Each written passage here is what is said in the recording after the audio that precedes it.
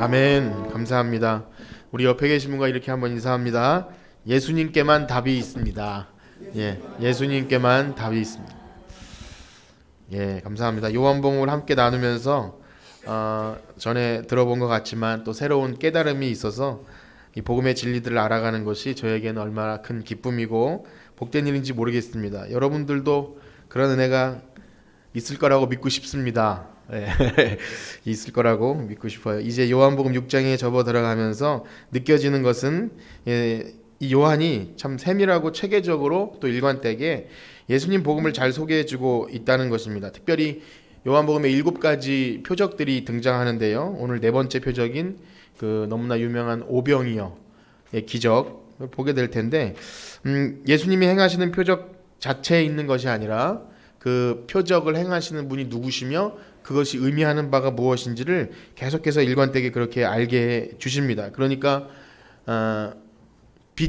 태양빛이 있을 때 태양빛을 보고 태양빛이 너무나 귀하지만 빛에 대해서 절하고 태양을 보고 막 비는 게 아니라 그걸 누가 만드셨는지를 아는 것, 그게 훨씬 중요하다는 거죠. 그래서 표적이 있으면 그 다음에 예수님의 말씀들이 이렇게 설교식으로 쭉 이어지는 구조가 반복됩니다. 자, 그러면 이런 생각을 해보게 되죠. 그러면 표적들은 예수님이 어떤 말씀을 하시기 위해서 던져주시는, 이렇게 표현하면 좀 죄송한데 미끼 상품이냐, 그러니까 표적을 보고 깜짝 놀라게 한 다음에 그 진짜를 말하는 그 정도이냐, 그것은 또 그렇지 않다는 것입니다. 예수님이 행하시는 모든 일 속에는요, 복음을 알지 못하고 또 마음의 죄로 인해서 어두워서 보지 못하는 그 불쌍한 영혼들을 향한 긍휼하신 마음들이 묻어납니다. 그래서 그들의 필요를 채워주셔요. 예수님도 육신으로 오셨고 우리도 육신을 가지고 있기 때문에 우리가 갈망하고 갈증을 느끼고 배고파하고 하는 모든 것들이 무의미한 것이 아니고 예수님도 그것을 진지하게 여기시고 먹여주시고 또 목마름을 해결해 주시는 그런 예수님의 인성. 그래서 우리 요한복음을 잠깐 봐도 가나 혼인잔치에서는요, 그 어머니가 포도주의 그 잔치집에 포도주가 떨어졌다는 말씀을 들었을 때 이러시죠. 여자여 나와 무슨 상관이 있습니까 하시면서 뭔가 안 들어주실 듯 하면서도 그 소원을 들어주시고 물로 포도주를 만드시면서 잃어버릴 뻔한 잔치집의 기쁨을 되찾아 주시는, 그래서 궁극적으로 예수님이 참 기쁨이 되심을 알려주셨죠. 그리고 많은 지식과 부와 명예는 있었지만 구원에 대한 지식은 없었던 니고데모, 그가 너가 이스라엘 선생이면서 그런 것도 알지 못하느냐 하실 정도로 그의 무지함을 아시면서도 인내하시면서 사람이 거듭나려면 물과 성령으로 다시 나야 된다. 그리고 우리가 너무나 잘 아는 요절, 하나님이 세상을 이처럼 사랑하사 독생자를 주셨으니 이는 저를 믿는 자마다 멸망치 않고 영생을 얻게 하려 하심, 이 말씀이 바로 니고데모의 대화를 통해서 그를 설득하시면서 나온 이야기였다는 거죠. 세상에 천대받았던 그 수가성 여인, 아무도 알아주지 않았던 여인에게는 그 수준에 맞춰서 물 좀 달라 이렇게 하시면서 그 여인이 길러왔던 물, 근데 그 물로 해결되는 게 아니라는 것을 이렇게 눈높이에 맞춰서 알려주시고, 그 다음에 그 여자가 발견하지 못했던 그 영혼의 갈망을 해결해 주시면서 예배 드려야 된다, 참된 예배가 드려져야 되고 이제 내가 왔으니까 영과 진리로 예배 드리는 예배에 대해서 알려주셨죠. 그리고 또 떠올려보면 표적을 구하는, 표적만 바라고 나왔던 왕의 그 신하가 자기 아들을 고쳐달라고 할 때 그냥 고쳐주실 수도 있었지만 가라 네 아들이 나았다 하면서 보지 않고 믿는 그 믿음을 넣어주셨어요. 그리고 이제 여러 가지 말씀드렸지만 지난 그 5장에서는요 베데스다 연못에 38년 된 병자를 만나시면서 그는요 예수님을 믿지도 않았고 기대하지도 않았고 곧 있으면 배신할 자임을 아시면서도 그가 오랫동안 아픔 가운데 있는 걸 아시고 그를 보셨고 그를 치유해 주셨어요. 그런데 그것도 그냥 넘어가는 일이 아니라 그날이 안식일이었다는 거죠. 그래서 안식일이고 거기다가 그냥 일어나라는 것이 아니라 자리를 들고 걸어가라 했기 때문에 논쟁거리가 생긴 거예요. 시비가 걸릴 수밖에 없는 그런 일이죠. 그러나 예수님도 계획이 있으신 거예요. 그 일들 통해서 내가 왜 일을 하는지, 나는 아버지 하나님과 어떤 관계에 있는지, 그리고 내가 이 어떤 권한을 가지고 심판할 권세, 구원할 권세 다 가지고 있고, 그 다음에 하나님이 나의 아버지이심이 이런 증거가 있다고 하는 것을 우리는 한 2주 3주에 걸쳐서 이렇게 설교가 되어졌습니다. 그렇기 때문에 보시면 표적과 말씀들이 이렇게 계속해서 반복되면서 표적에 집중하는 게 아니라 진짜 그 표적을 주신 하나님의 그 비밀들을 알게 하신다는 거죠. 그리고 오늘 요한복음 6장에 보리떡 5개와 물고기 2마리로 5천 명을 먹이신 이 사건도 그러한 맥락에서 봐야 될 거예요. 특별히 이 오병이어 사건은요, 우리가 알고 있는 사복음서 마태, 마가, 누가, 요한의 네 부분 다 등장하는 표적입니다. 그런 것이 많지 않은데, 그래서 비교하면서 보면 좋겠지만 시간 관계상 제가 정리된 내용들을 여러분들 말씀드릴 텐데, 오늘 1절부터 13절까지 그 표적을 중심으로 말씀을 드릴 겁니다. 그래서 이후에 예수님께서 이 일을 말씀하시고 진짜 그 떡을 주신 의미를 말씀하시는데, 제가 아까 찬송가 246장을 보면서 참 감사하게도 찬송이 참 잘 만들어졌다, 그런 생각을 들었어요. 이 찬송가 246장을 보시면 3절에 이렇게 되어 있어요. 내 영혼 주린 만나로서 채워주시니 그 양식 내게 생명 되겠네. 그리고 이후로 생명 양식 주와 함께 먹으며 저 생명 시냇가에 살겠네.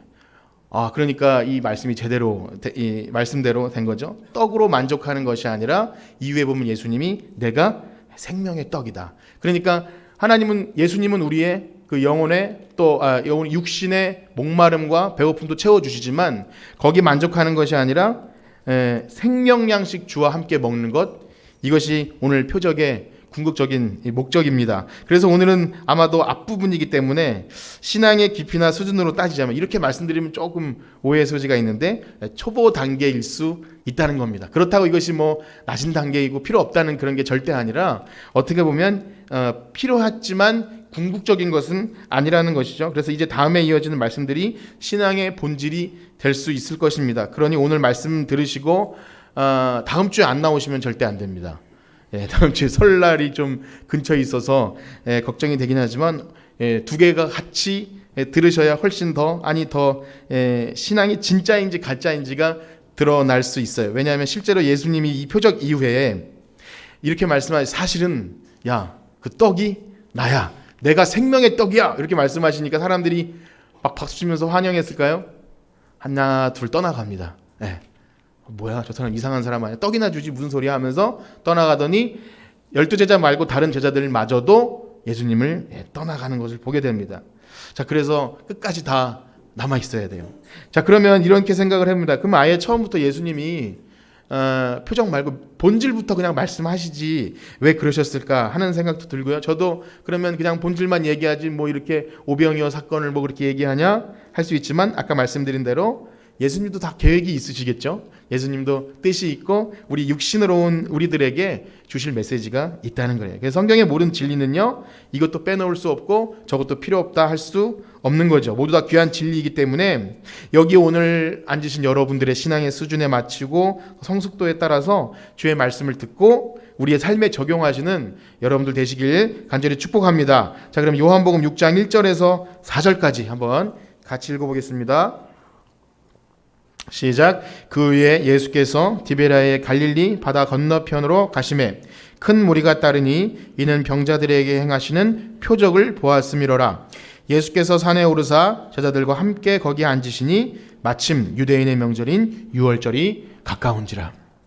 먼저 일어난 사건의 배경을 이 요한이라는 사람이 이 성경을 쓸 때 의도했는지 그렇지 않았는지 이 배경이 여러 가지 단서를 주면서 예수님께서 이 사건, 이 표적을 일으키신 배경이 어떠했는지를 말해주고 있습니다. 먼저 1절에 보면 그 후에가 무슨 의미일까요? 그 후에가 어떤 일 후에라는 건데, 우리가 요한복음을 잘 따라왔다면 지금 여기는 갈릴리고 바로 베데스다 연못은 예루살렘에 있었습니다. 그렇기 때문에 만약에 흐름대로 본다면 예루살렘의 베데스다 연못에 38년 된 병자를 고쳐준 그 이유인가 라고 생각할 수도 있겠죠. 그러면 예루살렘과 갈릴리를 예수님이 여러 번 왔다 갔다 하시면서 사역을 하셨구나, 이것도 틀리지 않습니다만 이런 해석이 있습니다. 오병이어 사건이 등장하는 아까 말씀드린 공관복음은요, 여러분에게 재밌게 알려드리려고 마태복음은 14장, 그 다음에 마가복음은 6장, 누가복음은 9장, 요한복음 6장이에요.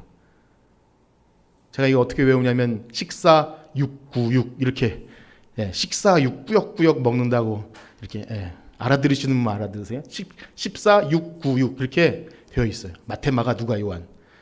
더 이상 하지 않겠습니다. 무슨 소리인지 모르시는 것 같아서 어쨌든 사복음서에 이 장면들이 다 등장하는데 요한복음만 빼놓고 이 장면 바로 이전에 무슨 사건이 나오냐면 세례 요한이 그 헤롯 왕에게 목이 잘려 죽는 사건이 나옵니다. 요한복음에는 그 사건이 언급되어 있지 않아서 뭐 그렇게 해석할 필요가 있느냐라고 생각되기 쉽지만 요한복음이 가장 나중에 쓰여졌어요. 마가복음이 제일 먼저 쓰여졌고 그다음에 뭐 마태, 누가 이렇게 쓰여지다가 아주 후에 요한복음이 나중에 쓰여졌을 때는 이 사건 이전에 이미 세례 요한이 이렇게 목이 잘려 죽는 사건을 다 알고 있었을 거라고 생각이 됩니다. 그렇다면 지금의 상황을 정리해보면 그런 거예요. 굉장히 혼란스럽고 뒤숭숭한 믿었던 하나님이 보내주신 어떤 그런 사람이 그 목이 잘려 죽는 사건, 그토록 기도하고 믿었고 따랐던 세례 요한이 세속 정권의 칼에 의하여 죽는데 어떤 대단한 사건으로 죽는 것도 아니고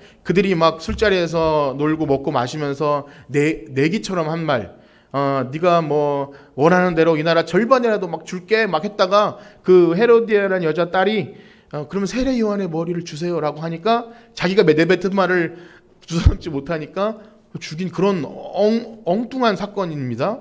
정말 하나님이 보내셨다고 하는 사람이 그렇게 세속 정권의 칼에 죽어나가는 사건을 경험한 사람들이 얼마나 무서웠겠어요.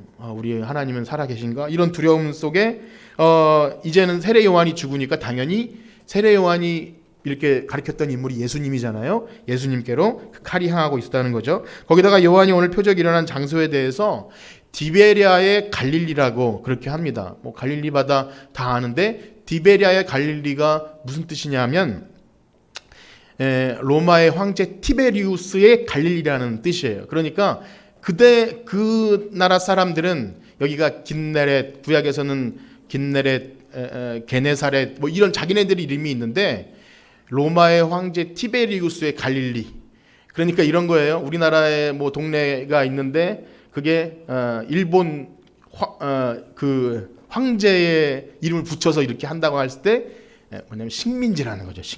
식민지 상황에 이 요한복음이 쓰여진 예수님이 지금 사람들과 만났던 그 시대를 이야기하고 있는 것입니다. 그러니까 이 지명 자체만 봐도 얼마나 암담한 상황입니까? 정확히 보면 그런 거죠. 그러한 시기 세례 요한은 죽고 백성들이 따르던 거기다가 지금 로마의 식민지 상황에 있는 이스라엘 백성들, 그래서 구원의 지도자를 막 찾고 있는데 예수님이라는 사람이 표적을 막 행해요. 그러니까 예수님의 표적을 보고 사람들이 큰 무리가 예수님께 집중했어요. 여기 오늘 5,000명이라 그랬는데 사실은 거의 뭐 남자만 계산했으므로 2만 명이 넘는 사람들이 모였다는 거죠. 여러분 여기 모인 사람 몇 명 안 되는데 1,000명만 돼도 엄청 많을 거 아니에요?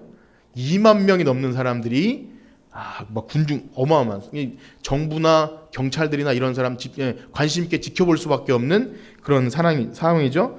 만약에 예수님이 자기 목숨을 생각했다면 그런 일을 하게끔 내버려둬서는 안 됩니다. 그런데 오늘 예수님이 오병이어 사건에 벌어지는 이 장소가 역사적으로 그런 의미가 있는 것 외에 더 중요한 의미가 있는데 그건 뭐냐면요. 바로 이 디베리아의 갈릴리 건너편이라는 뜻. 디베리아의 갈릴리의 건너편은 곧 요단 동편을 의미합니다. 그것은 뭐냐면 이런 거죠. 요한복음이 일어난 이 사건의 배경을 요한이 출애굽한 이스라엘 백성들이 요단을 건너서 요단 거기 동편에서 모세와 함께 만나를 먹었던 그 장소와 이렇게 연결을 시키고 있는 것입니다. 요단 동편이라는 것은 바로 출애굽한 이스라엘 백성들이 만나를 먹었던 그 광야라는 장소입니다. 실제로 이 사복음서에 다 나온다 그랬잖아요. 다른 데서는 여기를 빈들이라고 표현합니다. 빈들이라는 그 말의 에레모스는 사실 광야라는 뜻이죠. 그렇기 때문에 지금 요한은 의도적으로 예수님께서 바로 출애굽한 이스라엘 지도자 모세가 이스라엘 백성들을 광야에서 먹이시는 장면과 연결짓고 있습니다. 사실 이 부분은 이제 뒤에 실제로 예수님이 그렇게 말씀하시기 때문에 어떤 해석이 아니라 바로 요한복음에 등장하는 내용입니다. 자, 그런 상태에서 지금 절기가 어떤 때냐면 유대인의 명절인 유월절이래요. 우리가 많이 들어봤지만 이 유월절은요, 방금 말씀드린 대로 또 출애굽한 이스라엘 백성들에게는 너무 중요한 날이죠. 마지막 재앙인 장자를 죽이겠다고 하는 재앙에서 그 유월절 날 귤에 따라서 피를 문 좌우 임방 설주에 바르면 내가 그 집은 넘어간다고 해서 유월절은 해방과 독립의 구원의 날입니다. 이들에겐 너무나 중요한 축제의 날인데 지금 식민지 상황에서 유월절을 지키는 의미는 또 다른 의미가 있죠. 그때처럼 유월절 그 사건처럼 우리도 하나님이 다시금 구원을 해 주실 거야라는 그런 기대를 가지고 있던 절기가 돌아온다는 그런 시기적으로 아주 너무나 이렇게 첨예하게 시기적으로 예수님의 등장은요, 정부에서도 민감하고 사람들도 기대감을 얻게 했던 그런 시기였다는 것입니다. 오늘은 어떤 배경 얘기를 좀 많이 드리는데 그런 구원의 의미를 담고 있던 유월절에 예수님의 등장은요, 사람들로 하여금 많은 기대를 갖게 했을 것입니다. 그렇기 때문에 이 중요한 축제 절기에 유월절이라면 우리도 이제 설날이 가까우는데 좀 시장도 보고 해서 그때는 쓴나물과 양고기와 그 다음에 무교병 이렇게 준비해서 명절을 지내야 되는데 먹을 것도 없이 빈들에서 예수님도 뭐 가진 것이 없는 거지 같은 그런 무리였거든요. 근데 거지 왕초처럼 거기에 이렇게 서민들이 모여 있는 것입니다. 얼마나 어떻게 보면 폭동이 일어날 수도 있는 그런 상황이죠. 그때 예수님이 어떻게 하십니까? 이제 우리 5절부터 7절까지 한번 읽어보겠습니다. 시작. 예수께서 눈을 들어 큰 무리가 자기에게로 오는 것을 보시고 빌립에게 이르시되 우리가 어디서 떡을 사서 이 사람들을 먹이겠느냐 하시니 이렇게 말씀하시면 친히 어떻게 하실지를 아시고 빌립을 시험하고자 하심이라. 빌립이 대답하되 각 사람으로 조금씩 받게 할지라도 200데나리온의 떡이 부족하리이다. 예수님은요, 이 무리에게 먹을 것을 주시기로 마음을 먹으셨습니다. 지난번 베데스다 38년 된 병자를 또 이렇게 뼈같이 표현했어요. 그를 보시고 그가 오랜 그 투병 중인지를 아시고 그 일을 하신 것처럼 지금도 눈을 들어서 큰 무리가 자기에게 오는 것을 보셨어요. 하나님이 우리를 보신다는 것은요, 역사가 일어나는 서막이 되는 겁니다. 하나님께서 우리를 바라보시고 뭔가 느끼셨던 거죠. 얼마나 이들이 기진하였는가. 광야에서 또 이렇게 들에서 지도자가 없어서 또 나라가 뒤숭숭하니까 얼마나 외로웠겠는가, 이런 마음을 아시죠. 그렇기 때문에 이들이 비록 표적을 보아서 예수님께 몰려들긴 하였지만 소외당하고 주권을 잃고 지도자를 찾는 가련한 그런 목소리를 예수님은 외면하지 않으셨어요. 우리 예수님은 그런 분입니다. 예수님은 뭐 굉장한 대의적인 어떤 중요한 정치 그런 것보다 작은 목소리, 고아나 과부나 아주 소외당한 여인, 또 가늠한 여인, 이런 여인과 만나주시고 했던 것이죠.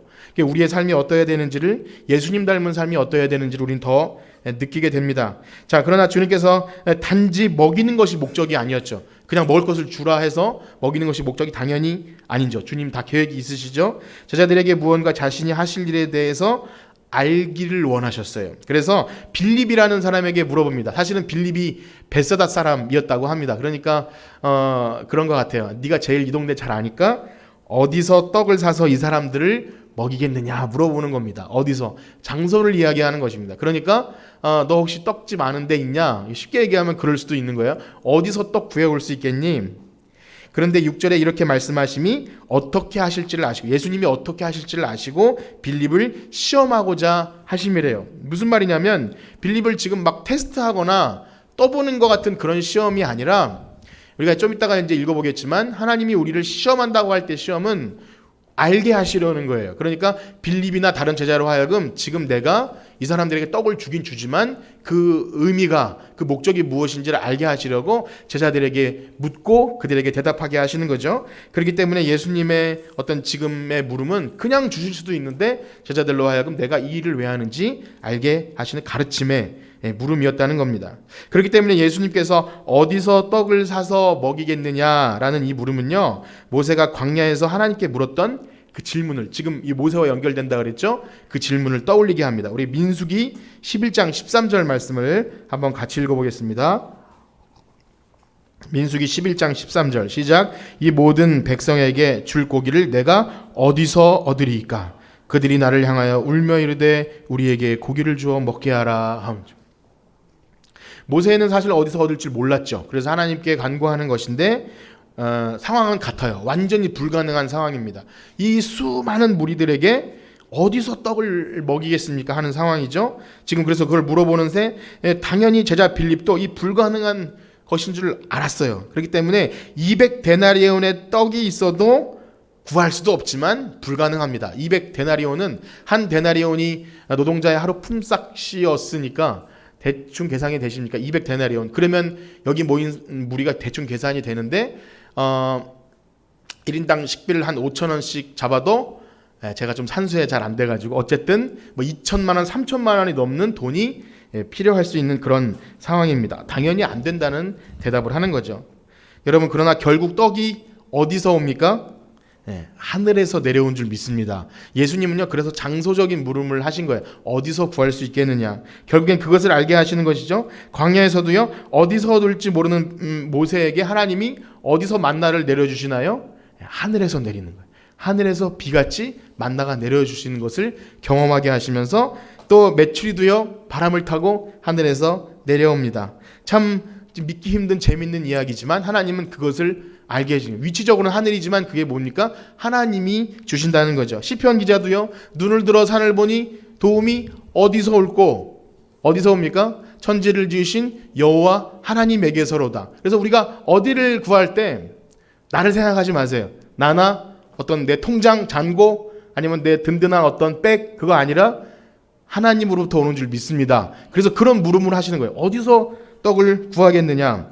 그러면 여러분 그것이 전부인가요? 하나님이 전능하신 하나님이 떡을 내려줘서 너희들 먹게 해줄게, 전부가 아니라는 거예요. 그럼 목적이 달성된 게 아닙니다. 우리 신명기 8장 2절과 3절을 한번 같이 읽어보겠습니다. 신명기 8장 2절 3절 시작. 내 하나님 여호와께서 이 40년 동안에 내게 광야길을 걷게 하신 것을 기억하라.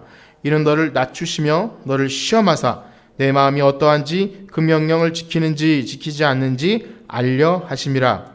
너를 낮추시며 너를 줄이게 하시며 또 너도 알지 못하며 내 조상들도 알지 못하던 만나를 내게 먹이신 것은 사람이 떡으로만 사는 것이 아니요 여호와의 입에서 나오는 모든 말씀으로 사는 줄을 내가 알게 하려 하심이니라. 아멘. 알게 하려 하심인데요. 이렇게 먹이시는 것은 먹이는 거 배고프니까 먹는 것도 맞지만 궁극적으로 뭡니까? 사람이 떡으로만 사는 것이 아니요 여호와의 입으로 나오는 모든 말씀으로 사는 줄을 내가 알게 하려 하심이래요. 빌립에게 시험하심도 이스라엘 백성을 시험하심도 그것도 너 하면 내가 테스트해서 잘하나 못하나 한번 주고봐라 이게 아니라 알게 하려 하심이라는 거죠. 하나님께서 이스라엘 백성을 만나를 주시고 메추라기 주신 사건은 그 무지한 인생들에게는요 사실 이런 요구였어요. 하나님 너무 배고프니까 우리가 먹고 지금 먹을 거 내 인생에 지금 필요한 걸 채워주시면 제가 하나님만 잘 섬길게요 라는 그런 하나님께 대한 요구였어요. 모세를 향하여 원망스럽게 또 우리가 지금 애굽에서는 뭐도 먹고 부추도 먹고 뭐 마늘도 먹고 했는데 이게 뭡니까? 라고 할 때 이거 채워주시면 제가 하나님 잘 섬기겠어요 라는 그런 대답에 정말 그들의 마음처럼 될까요? 그것만 채워주시면 될까요? 정말 그런지 하나님은 시험으로 답해 주신 거예요. 그래서 하나님은 이 문제죠. 정말 너가 그 떡만 채워주면 고기만 채워주면 하나님 잘 섬길래? 하고 주셨지만 정말 이스라엘 백성이 그렇게 됐을까요? 실패했다는 거예요. 그래서요 이스라엘 백성도 실패했지만 여기 지금 오병이어를 먹은 사람들도요 그거 먹고 예수님을 다 떠나갑니다. 어찌되었든 예수님께서 빌립을 시험하고자 하심도 빌립을 테스트하거나 떠보는 게 이스라엘 백성을 막 이렇게 시험해서 합격 불합격 그게 아니라 결국 생명의 떡이 어디서 오는지를 알게 하기 위함이었다는 겁니다. 자, 그런데 그 사이에 어떤 제자 중에 한 명이 예수님이 물어보지도 않았는데 어떤 어린아이 하나를 데려와서 이러한 말을 합니다. 우리 8절에서 9절 읽어보겠습니다. 요한복음 6장 8절에서 9절 시작. 제자 중 하나가 시몬 베드로의 형제 안드레가 예수께 여짜오되 여기 한 아이가 있어 보리떡 5개와 물고기 2마리를 가지고 있나이다. 그러나 그것이 이 많은 사람에게 얼마나 되겠사옵나이까. 구체적으로 그 사이에 어떤 일이 일어났는지는 정확히 모르지만 다른 이제 마가복음이나 이런 데 보면은 너희들이 먹을 것을 줘라 그렇기 때문에 빌립에게도 물어보시고 뭐 다른 제자들도 이런 대안을 내놨는지는 모르겠습니다. 그런데 안드레라는 제자가 난데없이 어디서 한 아이의 도시락을 발견하고선 그 도시락을 가지고 그 아이는 굉장히 허탈했을 거예요. 나 혼자 먹으려고 잘 가지고 있었는데 안드레가 어디서 그것을 딱 보고서 예수님 여기에 보리떡 5개와 물고기 2마리는 있습니다. 여러분, 이 안드레의 말이 혹시 어떤 기대와 희망을 가지고 이거면 그래도 좀 어떻게 되지 않을까라는 의미로 말한 것일까요? 말도 안 되는 거죠. 주일학교 아이들도 장난치는 거냐고 이렇게 표현을 하더라고요. 이거면 좀 되겠냐라고 말할 때, 그렇죠. 여러분 그렇지 않습니까? 우리가 뭐 예를 들면 한 5억짜리 집을 사는데 한 10만 원 가지고 갖고 있으면은 좀 기대와 희망을 가질까요? 이 세상 사람들도 뭐 희망이 없다고 말을 하긴 하지만 한 2만 명 넘는 인구가 먹어야 되는데 보리떡 5개와 물고기 2마리. 사실 거기에 이 보리떡이 가장 서민들이 먹는 가장 값 떨어지는 그런 개떡 같은 개떡이 뭐 표현 같지만 보리 개떡. 거기다가 물고기도 뭐 생선 이런 거 상상하지만 마른 멸치 같은 그런 건어물을 의미합니다. 그것도 조각, 2조각이에요. 사실 2마리라고 표현됐지만 원어상에는 조각이라 그래요. 그러니까 아마 이 코다리나 멸치나 북어 같은 그 마른 조각이지 않았을까 싶습니다. 빌립의 대답과 안드레의 대답에 조금 차이가 있을까요? 빌립은 예수님 안 됩니다. 계산해 보니까 답이 안 나와요. 이런 거고 안드레는 요거 있긴 있는데 안 돼요. 그러니까 둘의 대답의 차이는 거의 없어요. 빌립은 철저히 계산해서 안 되는 거고 안드레는 이것밖에 없습니다. 가당치도 않은 말입니다라고 안 되라는 거죠. 그러니까 이런 쥐꼬리만한 얼굴을 가지고 어떻게 살겠느냐고 하는 그런 거죠.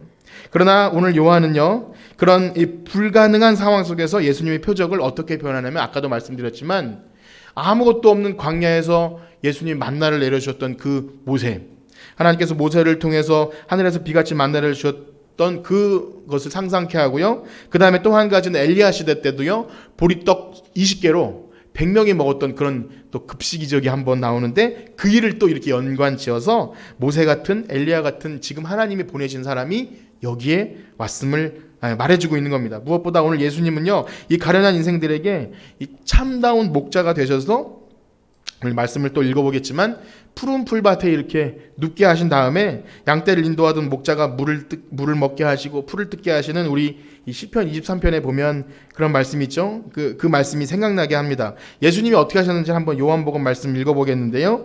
요한복음 6장 10절에서 13절입니다. 시작. 예수께서 이르시되 이 사람들로 앉게 하라 하시니 그곳에 잔디가 많은지라 사람들이 앉으니 수가 5,000명쯤 되더라. 예수께서 떡을 가져 축사하신 후에 앉아있는 자들에게 나눠주시고 물고기도 그렇게 그들의 원대로 주시니라. 그들이 배부른 후에 예수께서 제자들에게 이르시되 남은 조각을 거두고 버리는 것이 없게 하라 하심으로 이에 거두니 보리떡 5개로 먹고 남은 조각이 12바구니에 찼더라. 아멘. 여기 사람들로 앉게 하라 라는 단어에 보면 제 성경에는 있는데 이렇게 각주가 쳐져 있어요. 각주가 쳐져 있어서 보면 이렇게 되어 있습니다. 헬라어의 원래는 기대어 눕게 하라. 그래서 유대인이 음식을 먹을 때 그런 자세라고 아주 나쁘지 않은 성경에는 이렇게 각주가 쳐져 있습니다. 그것이 뭐냐면 기대어 눕게 하라. 먹을 준비 취하라. 이런 것입니다. 그 넓은 잔디밭에 사람들이 두런두런 앉아서 먹을 준비를 하고 있습니다. 먹을 것은 없어요. 보리떡 5개와 물고기 2마리. 제자들은 긴장했을지도 몰라요. 먹을 준비하라고? 이거밖에 없는데? 그리고 떡을 가지고 예수님이 기도하십니다. 하늘을 향해서 하나님 감사합니다. 감사 기도를 하고 나눠줘라. 그리고 어떻게 나옵니까? 한 조각씩만 준 게 아니라 11절 끝에 보시면 그들의 원대로 주시니라. 그러니까 좀 많이 먹을 사람 많이 먹고 만나도 그랬죠. 적게 거둔 사람도 모자름이 없고 많이 거둔 사람도 남음이 없이 많이 먹어도 돼요. 그냥 많이 먹는다고 눈치 줄 필요도 없고 그런 거예요. 많이 먹고 그리고 남은 조각을 거뒀는데 12바구니입니다. 뭐 많은 해석이 있지만 제자가 12명이었으니까 12바구니지 않았을까 모르기 쉽습니다. 그러니까 그거죠. 아주 풍성히 먹고 남았다. 자, 그러니까 이 말씀을 읽어볼 수밖에 없어요. 우리 시편 23편 1절에서 3절입니다. 시편 23편 1절에서 3절 너무나 잘 아는 말씀인데 시작. 여호와는 나의 목자시니 내게 부족함이 없으리로다. 그가 나를 푸른 풀밭에 누이시며 쉴만한 물가로 인도하시는도다. 내 영혼을 소생시키시고 자기 이름을 위하여 의의 길로 인도하시는도다. 아멘. 여러분, 하나님이 우리의 목자가 되어주시면 우리 부족함이 없는 줄 믿습니다. 그것이 믿어지시나요? 지금 이것은 아마 마치 전쟁터 한가운데 막 노동자 혹은 어떤 피난 갈 수밖에 없는 그런 열악한 상황에서 참 기대하지 않았던 따뜻한 식사를 함께 대접받는 그런 자리였을 것 같아요. 마치 시간이 멈춰 버린 듯한 고요함. 제가 이것을 상상하는데 이렇게 이제 보리떡을 뜯으면서 쩝쩝 소리가 나고 물고기를 질겅질겅 씻는 이 사람들을 생각할 때 훈련병 때가 생각났어요. 훈련병 때 막 바닥을 기고 땀을 흘리고 온몸이 막 지저분하고 냄새 나는데 먹을 시간이 되면 조용하게 그걸 먹으면 평화로운 생각이 들어요. 제가 훈련병 말고 운전병이었는데 운전병들이 여러 가지가 있지만 훈련하는 훈련병들에게 밥을 배달해주는 밥차가 있습니다. 밥을 싣고 막 갔는데 거기 이제 이 6주만 훈련받고 나가는 그런 공익들이 있어요. 주로 의사들이나 뭐 이런 법조인이나 연예인들이 있는데 그 탤런트 그 이병헌 씨죠. 이병헌 씨도 거기서 꼬질꼬질하게 앉아 있는데 제가 밥을 줬죠. 제가 이제 전 기관병이니까 멋지게. 그래서 이제 세상에서 아무리 잘 나가는 사람도 거기 밥 한 끼 먹을 때 아주 그냥 감사하게 싹싹 국물까지 다 비워서 먹습니다.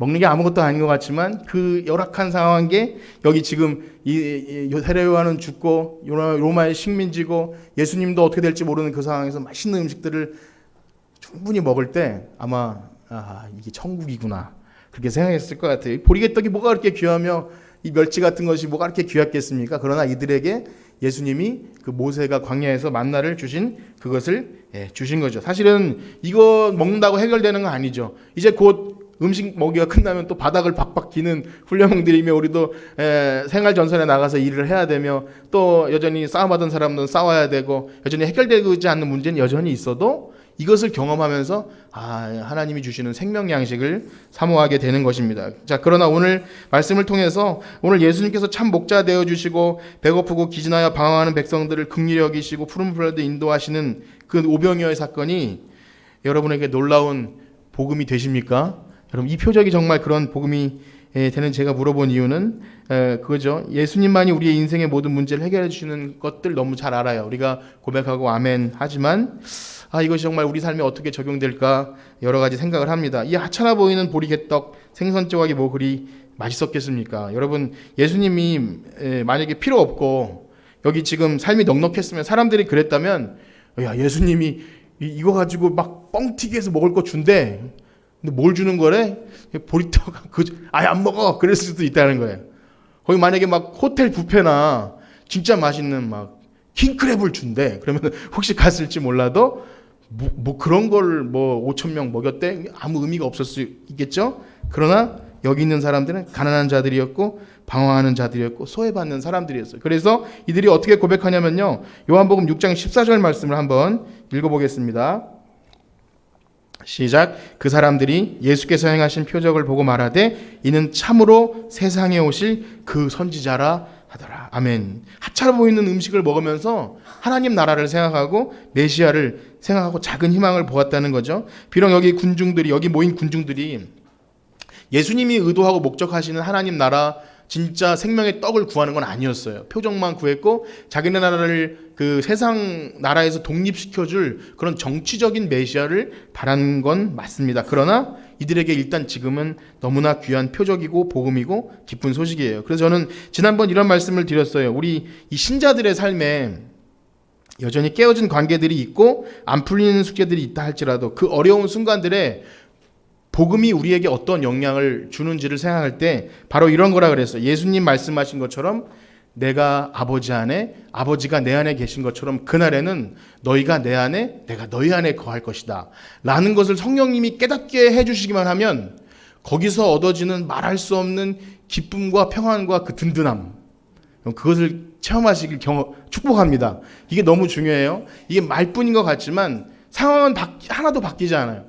관계들은 꼬여있고 문제들은 여전히 산적해 있어도 내가 너 안에 있고 너희가 내 안에 있을 거야. 이것이 믿어지는 순간 그것이 다 그 봄에 눈 녹듯이 풀어진다는 아름다운 그 말씀이죠. 그렇기 때문에 이미 임한 하나님 나라를 살아가는 믿음의 사람들은요 복음을 우리 삶에 그렇게 적용하는 것입니다. 그렇게 어찌 보면 하나님께서 허락하신 우리의 모든 부족한 상황들 오늘 광야에서 배고픈 이스라엘 백성들 또 이제 여기 빈들에서 예수님께 오병이어를 얻어먹었던 그 배고픈 사람들, 또 오늘날 우리가 불편하고 여러 가지 문제들이 있는 이 불편한 상황들이 그냥 어쩌다가 우연히 주어진 것이 아니라 이 부족한 상황들을 통해서 복음을 깨닫고 언젠간 우리를 온전히 이루실 하나님을 바라보게 하시는 것인 줄 믿습니다. 그래서 이 복음이 정말 이 오병이어 사건이 예수님께서 우리의 참 목자가 되어주신다는 그 진리가 여러분들에게 진짜 복음이고 그것이 삶에 어떻게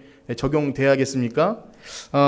제가 최근에 이제 그 책 읽는 모임이 있어서 한 달에 한 권씩 이렇게 하는데 어려운 책만 읽다가 쉬운 책을 또 어떤 분이 읽자고 하셔서 그 복음의 언어라는 책을 굉장히 쉽고 너무나 적용하기 쉽고 그런 책이 있는데 너무 좋은 내용이 많은데니까 우리가 예수님 믿고 우리가 복음을 기쁨으로 여긴다면 우리의 삶에 어떻게 복음의 언어가 나오고 유창하게 복음적인 사람이 될 수 있을까 하는 그런 내용이거든요. 근데 그 가운데 이런 게 있어요. 모든 것보다 더 나은 예수님이라는 이런 챕터가 있습니다. 이 땅을 살아가면서 우리를 힘들게 하고 나를 인정해주지 않는, 예를 들어서 어떤 어려운 직장 상사가 있습니다. 그래서 불평하기 쉽고 정말 그 사람 때문에 짜증나서 이 직장을 때려치고 싶어라는 그런 어떤 한 자매에게 복음이 과연 그것과 무슨 상관이 있을까?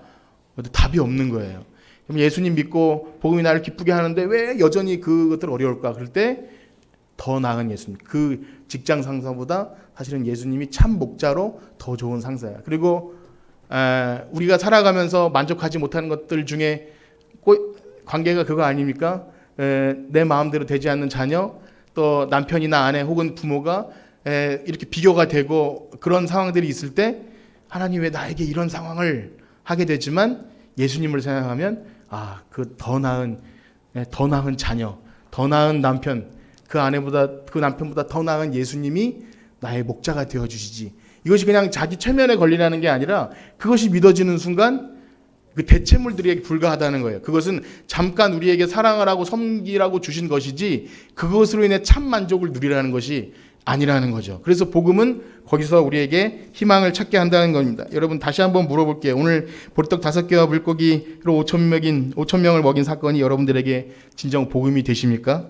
여러분이 말씀을 믿는다고 이렇게 적용하지 않을 거예요. 정말 그 말씀이 귀하니까 우리도 이제 주일날 밥 한 그릇 정도 준비해서 기도를 빡세게 하면 한 50명은 충분히 먹을 수 있겠다. 이렇게 적용하진 않겠죠. 당연히 이게 너무 웃긴 적용이죠. 그렇게 적용하지 않을 것입니다. 그래서 저는 본문에 매여서 마지막으로 이 말씀을 드리고 마치고자 하는데, 예수님께서 빌립에게 물어보신 그 질문 있지 않습니까? 어디서 떡을 먹이겠느냐 할 때 빌립도 안 된다고 해서 절대 불가능합니다. 2,000데나리온의 떡이 있어도 안 됩니다. 안 되래도 요거 가지고 안 됩니다.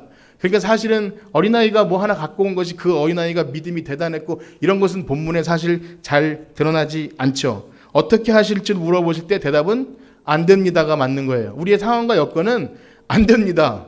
불가능합니다 라고 말하는 게 맞지만, 그러나 예수님에는 답이 있는 줄 믿습니다. 예수님에겐 답이 있어요. 답이 있으시니까 물어보는 거예요. 나의 상황과 형편과 내가 바라보는 것과 나의 계산은 염두에 두지 마세요.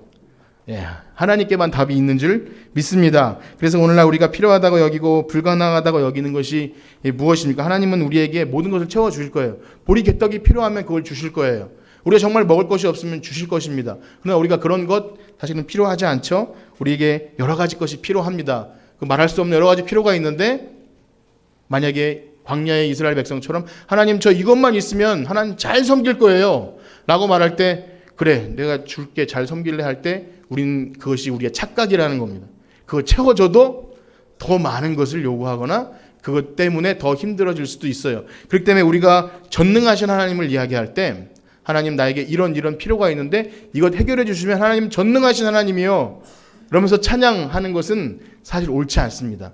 우리가 예배하고 찬양하는 것은 우리가 그렇게 만들어졌기 때문이지 하나님이 내 필요를 채워주시기 때문에 조건적으로 하나님을 찬양하거나 예배하는 것이 아님을 아셔야 됩니다. 그렇기 때문에 전능하신 하나님을 얘기할 때는 바로 이런 거죠. 여전히 상황은 궁핍하고 혹은 관계는 꼬여있고 나는 여전히 이런 어려운 것이 있어도 그럼에도 그 가운데 나와 동행하시는 하나님이 나의 목자가 되어주시면 넉넉히 이길 줄 믿습니다. 이것이 전능하신 하나님이에요. 내가 아무리 나는 못하고 어려워도 충분히 넉넉히 그 상황을 통해서 우리를 그날에 이루어 가실 줄 믿습니다. 그래서 그런 복음의 사람들은, 이미 임한 하나님 나라를 사는 사람들은 그 믿음을 가지고 사는 사람들입니다. 이 시간 마치면서 전능하신 나의 주 하나님은 능치 못하심이 전혀 없네. 우리 찬양 드리시면서 하나님, 우리 삶 속에 내가 계산하고 내가 원했던 이런 것들, 그러나 하나님은 다 하실 수 있는데 주님께 맡기길 원합니다. 이러한 마음 가지고 우리 찬양하고 기도하고 마치겠습니다.